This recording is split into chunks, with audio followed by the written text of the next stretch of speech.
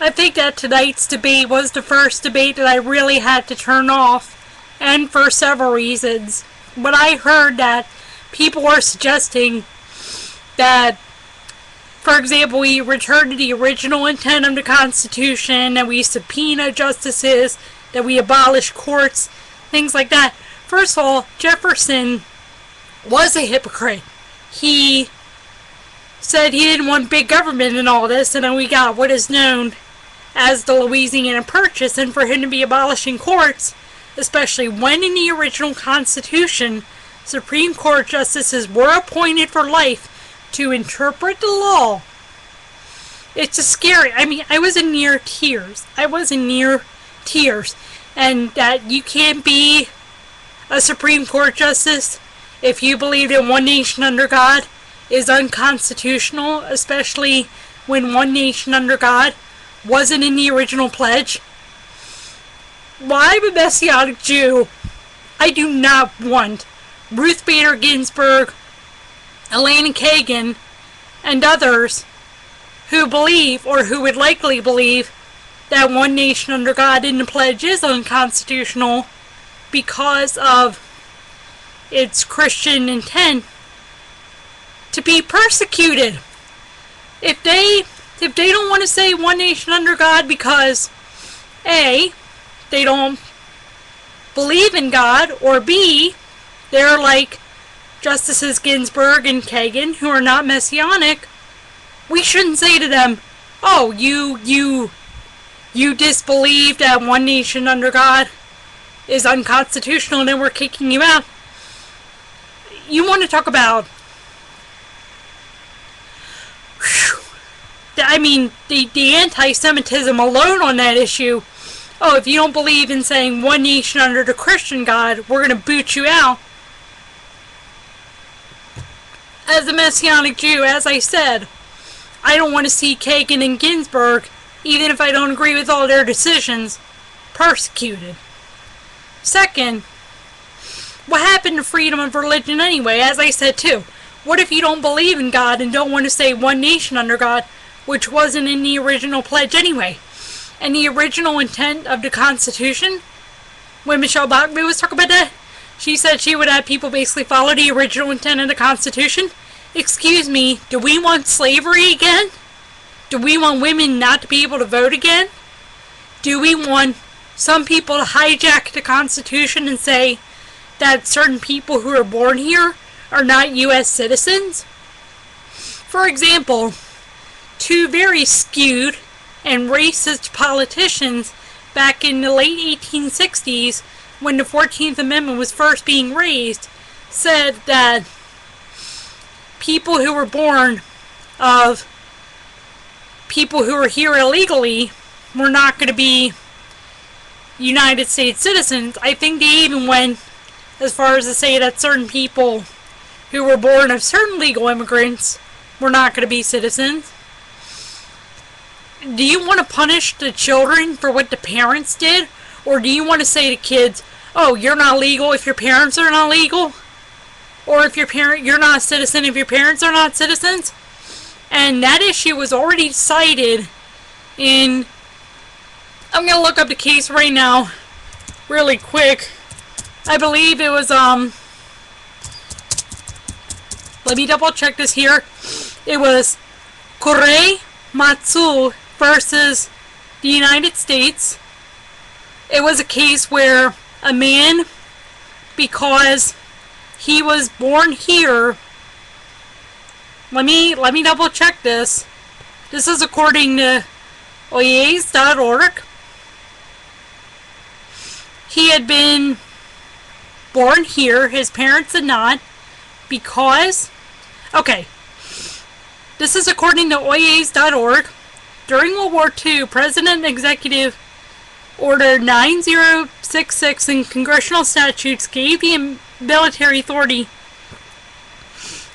to exclude citizens of Japanese ancestry from areas deemed critical to national defense and potentially vulnerable to espionage. He remained in San Leonardo, California. That is Korei Matsu. He remained in San Leonardo and violated Civilian Exclusion Order number 34 to U.S. Army. It was decided that basically he was a citizen. He had the rights of a citizen, and they should not exclude him just because his parents had not been citizens originally. And I believe there's another case on that. I'm gonna look it up real quick. But the point is, it was one referring to a Chinese citizen who was born, that is, a Chinese American who was a citizen of the United States, and he was born here, and they said, well, you can't be a citizen because your parents weren't born here. And so, okay, let's see. I should have probably researched this all before, but the point is, it'd be very dangerous to say and right now I'm not going to look up the case, but since we already had the Korematsu one in place, that kind of, because they were saying, oh, because he was of Japanese ancestry, he basically couldn't be considered a United States citizen, or at least given the rights thereof. So, to return to the original intent of the Constitution would mean perhaps you're not returning to the original intent on some things, but you're returning to your own skewed interpretation and excluding, not limited to excluding, nonetheless excluding blacks, Hispanics, Jews, and a whole bunch of other groups. And so, I mean, it just scared me. Like I said, it just scared me. I was near in tears. I couldn't believe some of the stuff that I was hearing. So if you want to talk about returning to the original intent of the Constitution, you better make sure you know what the meaning and the intent of the original Constitution was. And you better make sure that you realize that much of the Constitution, as it is today, as it has been amended, was to protect you in part. And by the way, I'm talking to you, Congresswoman Bachmann. I'm talking to, Speaker Gingrich, because I'm sure that he was not born here of people who were originally here since the Revolutionary War. I'm sure that his ancestors at points have been immigrants like mine were, and I'm sure that his family wasn't white Anglo-Saxon Protestants all the way back. So as I said, if you're going to play this game of let's return to the original intent of the Constitution, let's, kick your ass out of the courts if you're not saying one nation under God, let's make sure you know what the First and 14th Amendments mean, and let's make sure, as I said, you know what the original intent of the Constitution and the amendments to the Constitution mean. At least have a basic idea of them if you don't know every one of them by heart. Because like I said, you are, in the words of two Attorney Generals, including Attorney General Michael Mukasey, a former Attorney General, some of this stuff is outrageous and dangerous. That is, suggesting that you play around with the Constitution at this point, to the point where you only allow white Anglo-Saxon Protestants who claim to believe in God.